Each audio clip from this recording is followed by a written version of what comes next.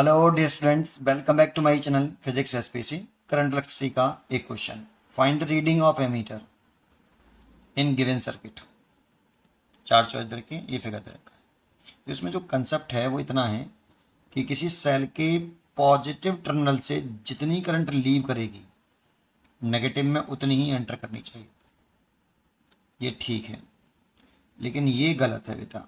किसी positive terminal से मान लो करंट लीव करी I1 तो एंटर करी I2, ये गलत है। जितनी पॉजिटिव टर्मिनल से करंट लीव करेगी उतनी ही करंट नेगेटिव टर्मिनल में एंटर करनी चाहिए। दूसरी, एक सिंगल वायर में एक ही मैग्नीट्यूड का करंट फ्लो कर सकता है, ये सही है।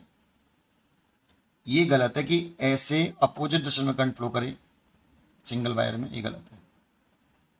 और ये भी गलत है कि एक सिंगल वायर में उसमें जो कोई जॉइंट नहीं है, अलग अलग मैग्नीट्यूड करंट फ्लो करे, ये भी गलत है। बस ये 4-5 बात ध्यान रखिए, यही कंसेप्ट है इस क्वेश्चन का।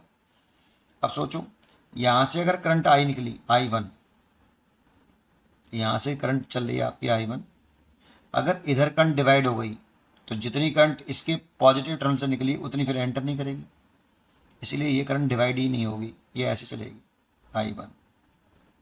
तो देखो, जितना पॉजिटिव टर्मिनल से करंट लीव किया है नेगेटिव में उतना तभी एंटर कर सकता है जब ये करंट ऐसे जाए और इस वाली ब्रांच में बिल्कुल भी करंट ना जाए, क्योंकि अगर चली गई कुछ तो फिर लौट के नहीं आ सकती। तो सिंगल वायर है यहाँ पे, है ना, कोई फिर ऐसे नहीं इसी वायर से जाएगी उसी वायर से लौट आएगी, ऐसा पॉसिबल नहीं है। रिवर्स दर्शन में करंट फ्लो कर ही नहीं सकती।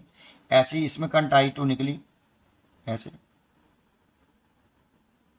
तो ये वापस यहाँ पर भी ये डिवाइड नहीं होगी, जितनी निकली है पॉजिटिव टर्मिनल से उतनी ही एंटर करने के लिए ये करंट ऐसे फ्लो करेगी। इसका मतलब एमीटर में इस वाली ब्रांच में कोई करंट नहीं है, दैट मीन्स करंट कितना, 0।